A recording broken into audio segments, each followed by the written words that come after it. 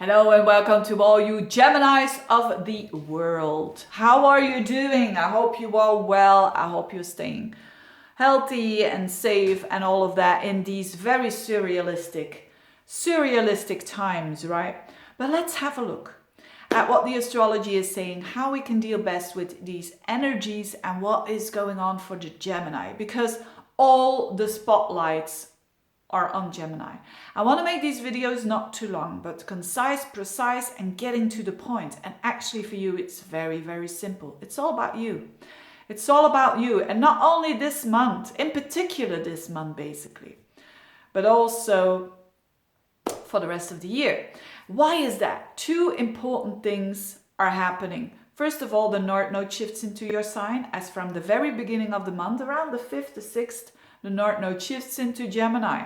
So I'm going to explain this, but this is not just for May, this is for the whole year at least. And then I'm going to talk about Venus in your sign as well, going retrograde around the midst of the month, around the 14th, and staying retrograde up until the end of June. Very significant. So Venus in your sign, going retrograde and squaring up to Neptune. These two things are major for you Geminis, and you are the sign where the most spotlights are on at the moment. What does it mean?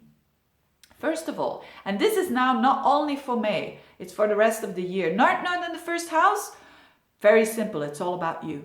It's all about your life path. The North Node shows where we need to concentrate on, where we need to put our energy on. So the South Node is the opposite, where we need to put a bit less energy on. It doesn't mean to say the South Node is in the 7th house of your relationship that you have to just don't take care of your relationships anymore. That's not what I'm saying. But what I'm saying is, yes, put a little bit more focus on you. Let them do what they need to do. Let them go on their path and help them when they ask it and they need it. But focus on you.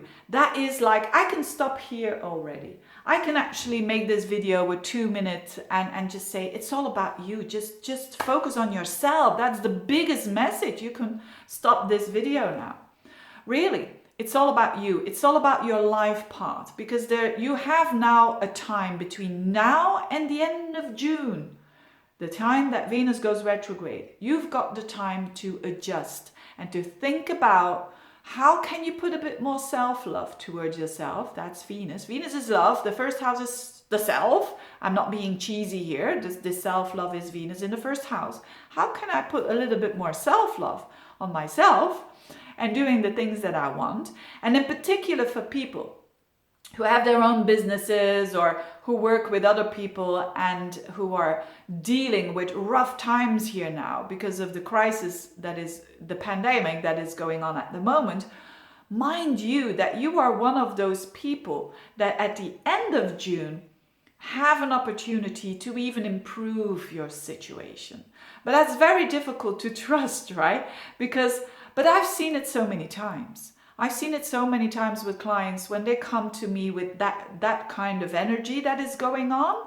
They do have the time to reinvent themselves and to look bigger. That's to look a bit broader than you already are looking. So this Venus squares to Neptune, which is in the 10th house of your work. So this can have to do a lot with work. Work is insecure with Neptune there in your 10th house. Now it's even more insecure, and it's for the whole month. But use this insecurity to think a bit out of the box and to see more parallel universes, to use your fantasy, your imagination to improve the situation after everything has calmed down. And that's the positive side of Venus square Neptune. This is putting a little bit of magic in your life. I know we all have to, you could say sacrifice a lot, but there's a lot to gain as well in the future if we use this energy at its best. And this Venus square Neptune is all about how can I do something for society? Neptune in the 10th house. If you want to get the most out of this insecurity, what can I do for society to help? Neptune is helping others. And it doesn't matter what you do. It doesn't matter what you do. We need a lot of help, right? And that can be in very much different ways. But this is all about helping the collective. What is my contribution there? And maybe I'm only working on one path. Maybe I can have different ones. This is a bit how I see it with this Venus in a square to Neptune, that you have more possibilities than you think. And it's a matter now of thinking about how you can apply this at the end of June, but having different ideas and doing a bit of a trial and error there. Okay, so use your imagination, use your wittiness. You know, Gemini, you have Mercury in your first house as well, around the midst of the month. Mercury in your first, is it the midst of the month?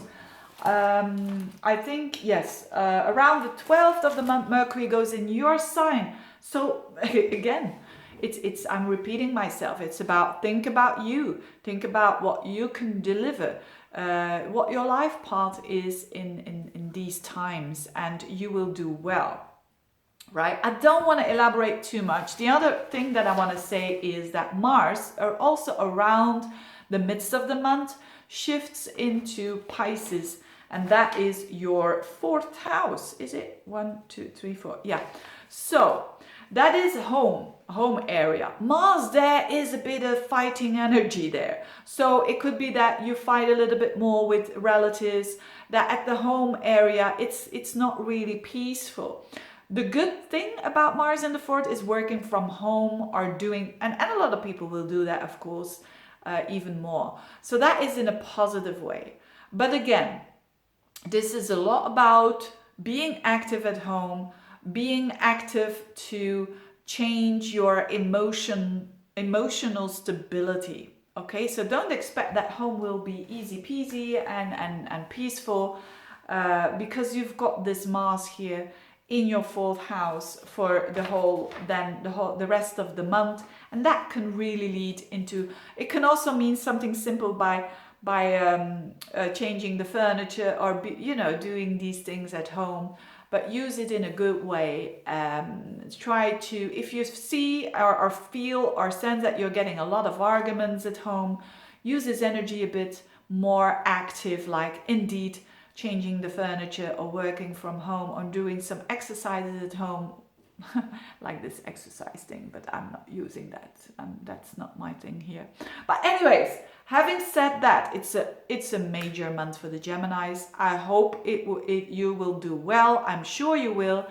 And thank you so much for watching, and see you next month. Bye bye.